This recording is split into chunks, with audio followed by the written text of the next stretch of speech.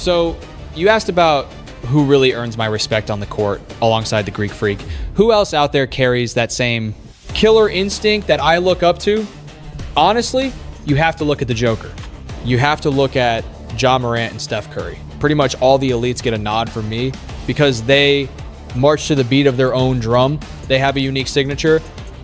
But I have to give Giannis his flowers because when he said, I am not chasing rings in a supermarket, I am not building a super team, that resonated. That is the old school mentality I live by. But then Shaquille O'Neal grabbed the microphone and screamed what everyone else was too afraid to whisper. Suddenly, LeBron James and Kevin Durant found themselves right in the eye of the hurricane. It took one viral clip, a single expression, and a jagged remark about his airness, Michael Jordan, to tear the basketball community in two. The fan base is at war, the pundits are screaming, and social media is melting down. What came next wasn't your standard debate segment. It evolved into a total war over historical legacy. When you reach that elite level, I genuinely believe you have to look in the mirror and sign a spiritual contract with yourself every few seasons. You sit there, 10 or 12 years deep, staring at 4 MVP trophies and 4 rings, and you ask, do I still have that fire? You understand the grind. Some legends like Mike said, I need a break. I am going to play baseball, right? Exactly. And then they come back. But others say, I am locking in for 22 consecutive seasons. You feel me? That is the internal deal you have to make to maintain greatness. Otherwise, you burn out. That is the mission. To stay relevant in this league for 20 years, that is the ultimate badge of honor. However you navigate that path is up to you, but the commitment has to be internal before it manifests on the court. But before we dive into the analysis, I have to ask you guys the big question. Do you think the modern superstars are actually disregarding what Jordan built, or are they just trying to write their own history books? That is the elephant in the room. If you are enjoying this breakdown, make sure to hit that like button and subscribe to the channel so you never miss a beat. We want to see your hot takes in the comment section because this topic is personal for hoopheads. Now, let us dissect the quote that shattered the internet. Sometimes a single sentence carries more weight than an hour-long interview. Shaq stared down the lens and asked, you expect me to pay you $30 million to play 30 games? Absolutely not. That wasn't a PR statement. That wasn't safe. That was uncut honesty. No handlers, no filters, just a dominant force who suited up for 82 games a year, played through injuries, and performed for the ticket holders every night. And then he dropped the 2 words that nobody wants to hear: load management. Wait a minute. Did you just claim that LeBron James is the undisputed GOAT over everyone? What about Mike? What about the Mamba? You were saying Kobe Bryant and Jordan couldn't walk in LeBron's shoes? The influence he has exerted across different franchises is unmatched. Honestly, would you blame me if I just walked off the set right now? Whoever is cutting your checks to say that, I will double it just to make you stop. Cut it out. Seriously, stop it. That is the corporate approved term for superstars taking the night off while cashing massive checks. The Diesel didn't sugarcoat it. He didn't bring up sports science or recovery graphs. He attacked the issue with a gladiator mentality that says, if you can walk, you play. He didn't sit on the fence. He didn't try to please both sides. He went for the jugular with the kind of brutal truth you only get from a guy who cannot fathom that sitting out is the new normal. To him, this isn't a complex issue. It isn't calculus. You are an entertainer paid to hoop, so get on the floor. Then he took it a step further. He listed the icons. The logo, the captain, Magic, Larry Legend. He reminded the world that these are the architects who turned the NBA from a backyard league into a billion-dollar global enterprise. That foundation wasn't poured on rest, days. It was built on sweat, sold-out stadiums, and reliability. Those giants dealt with terrible logistics, zero medical staff, and flying commercial in cramped seats. Their salaries were pennies compared to the modern contracts. We are talking different galaxies of wealth. But as long as you were breathing, you barely missed a tip-off. The first question is, how did you survive? And secondly, does it make your blood boil? Watching these young guys take scheduled rest days, load management. Man, if I had load management, I could have played for 25 or 30 years, easily. Yeah, I sit on my couch and laugh about it. My commitment was to stay ready. When the season ended, I took 2 weeks off to vanish, and then I was right back in the lab. The season is officially over. He revealed he is taking a much-needed 2-week hiatus to just get away and reset. So before we dive into the details, make sure to smash that like button and subscribe to the channel for all the latest updates. 2 weeks? Please. I took a solid 2-month hiatus. Yeah, you heard that right. Here is the kicker. Deep bench warmers today are cashing checks in a single week that dwarf what absolute legends earn during huge chunks of their entire careers. Yet, those old school titans never clocked out. No soap opera drama, no DNP rest headlines, just pure hustle. Then, the big diesel, Shaq himself, dropped a truth bomb that cuts right to the bone. You are on the court for 2.5, maybe 3 hours tops. That is the gig. That is literally what the NBA pays you millions to do. So, the question is, what are you up to for the other 21 hours of the day? In Shaq's book, that downtime is strictly for getting your mind and body right for the next battle. Now, I get it. Sometimes it is hard to get hyped for games that do not matter. I remember Coach pulling me aside a few years back, right when we were chasing a ring. It was the tail end of the season, maybe the final 7 games, and we had already secured the top seed or the second seed, whatever spot we were locking down. So I am out there essentially sleepwalking through plays. He drags me over to the sideline. He looks me in the eye and says, "You have got to be the absolute worst garbage time player I have ever witnessed. Do you just want to sit this one out?" And I am thinking, well, Coach, I am already sweating. I am in the game now. I cannot just walk off. He replies, "Fine. We are going to figure out a way to bench you for 3 or 4 of these final 7 matchups. But listen, that is not just a critique. That is a direct challenge." He was telling me that the work does not vanish just because practice is over. That quote hits different because when you ignore all the sports science, the analytics, and the fancy buzzwords, the truth is simple. You are paid to put on a show. Fans pay hard-earned cash to watch you battle. So, where is the disconnect? Before we dive deeper into this controversy, make sure to smash that like button and subscribe if you love unfiltered hoops talk.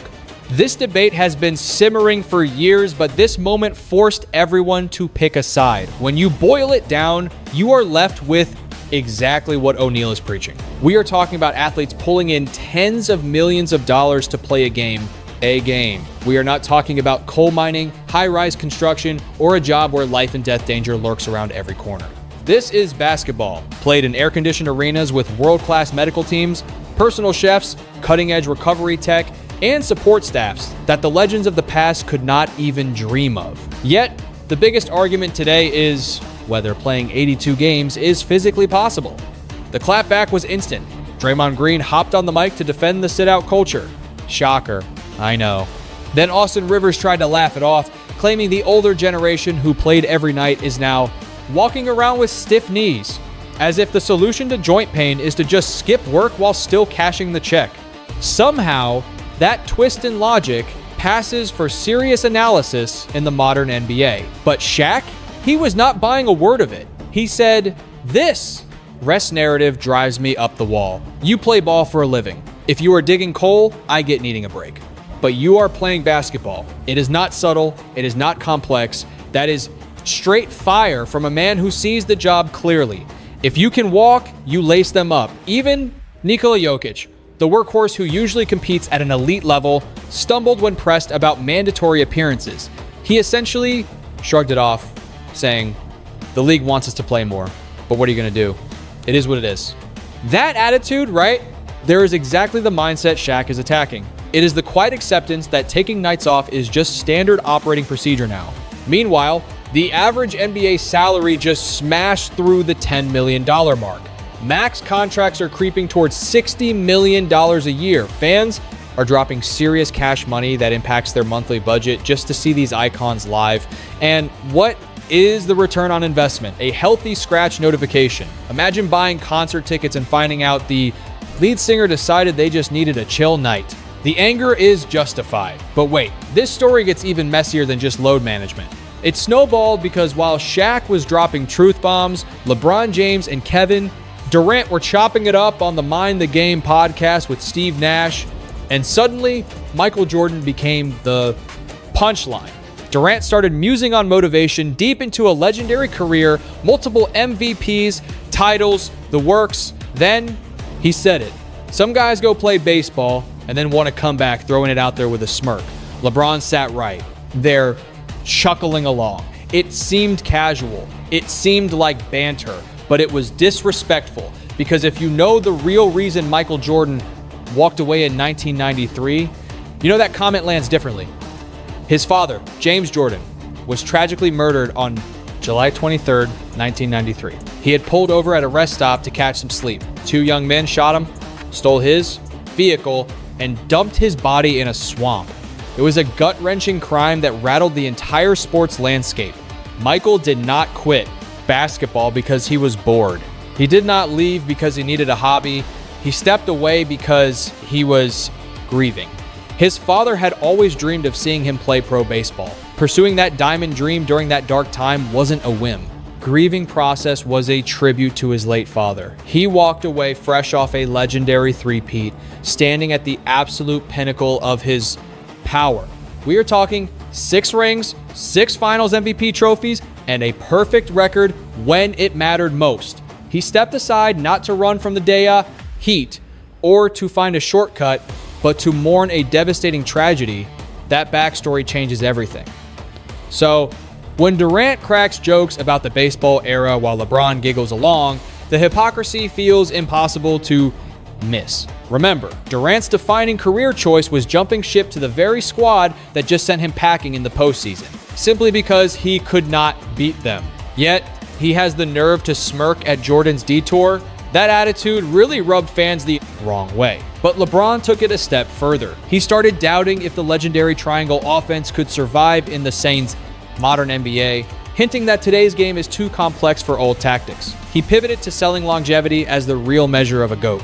He even asked why we put so much stock in championships during these debates. Then he dropped the bombshell. It is just basketball. At the end of the day, just basketball. Seriously?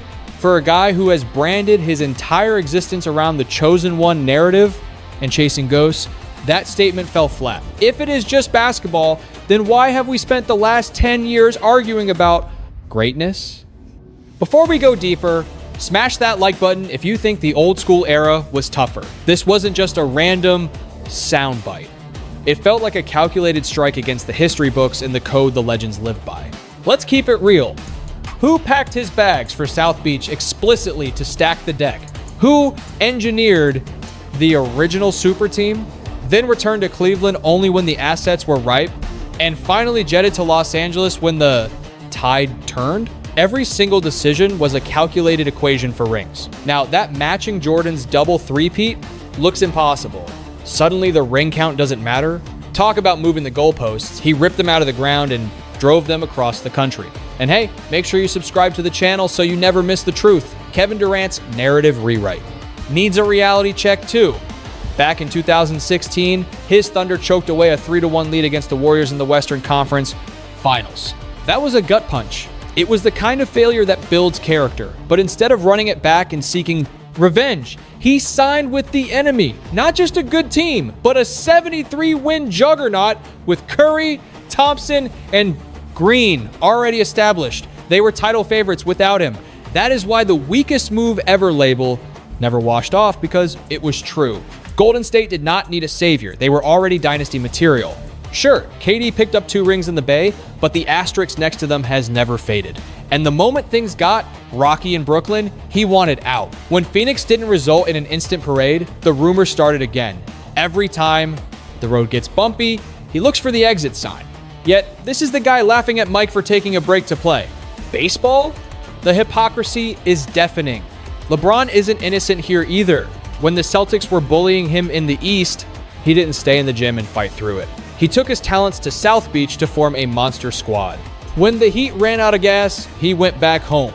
As soon as the Cavs started showing cracks, he bounced for the Hollywood lights. Smart business moves? Absolutely.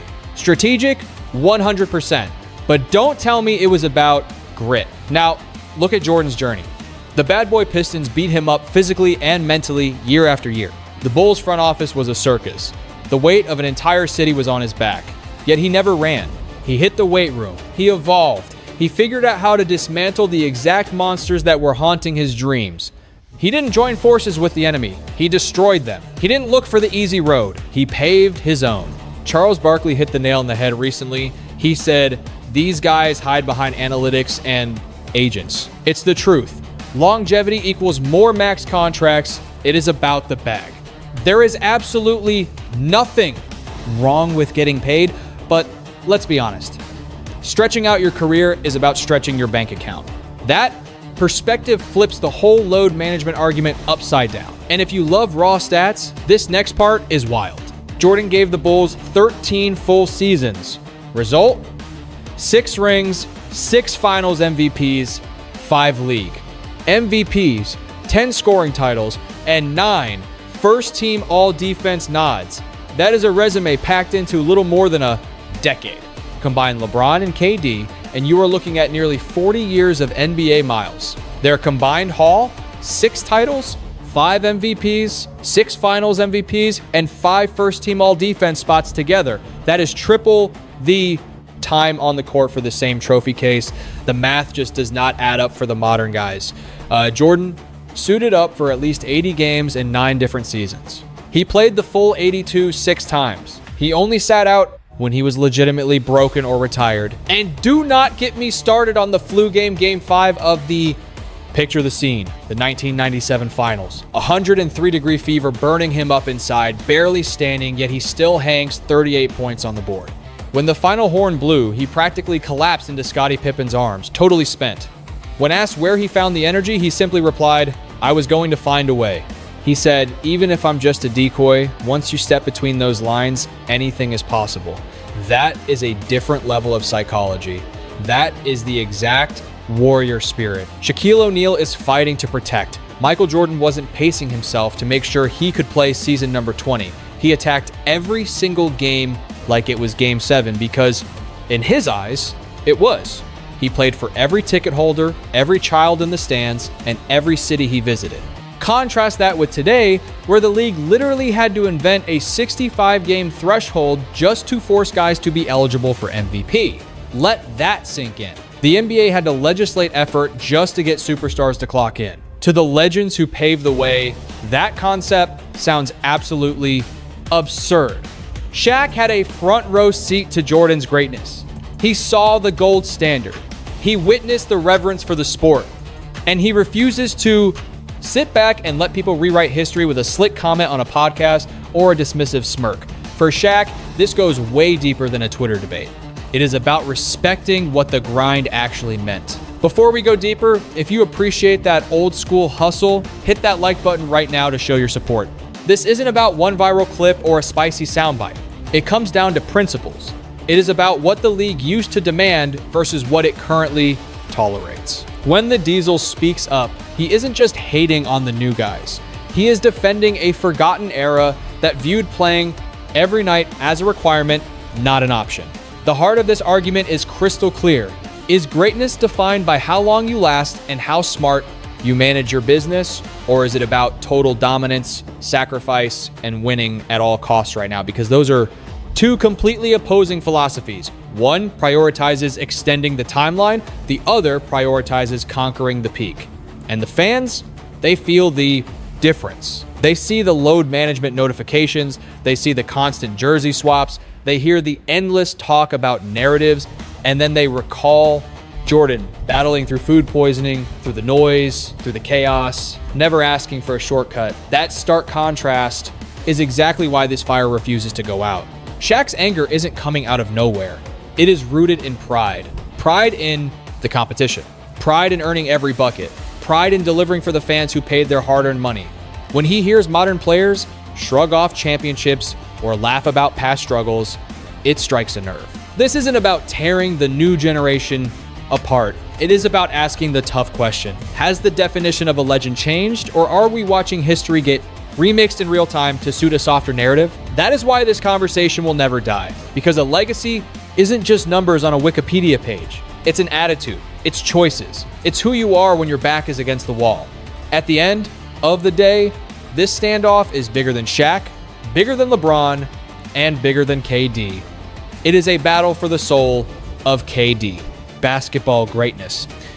Is it about compiling stats over 20 seasons? Is it about business decisions and maximizing your prime window? Or is it about dominating your era so thoroughly that no one dares to question you? Shaq has drawn his line in the sand. He has made it clear that respecting the game means lacing them up, fighting, and embracing the struggle every single night.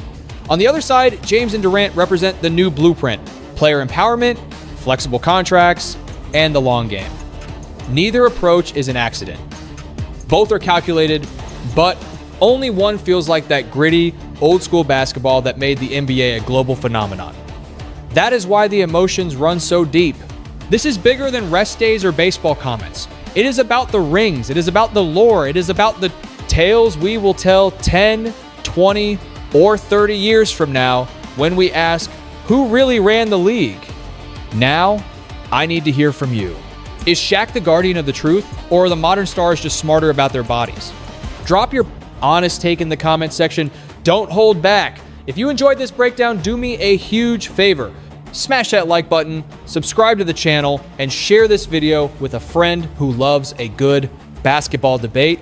Make sure your notifications are on so you're the first to know when we drop our next deep dive. Thanks for watching, and we will catch you on the next one.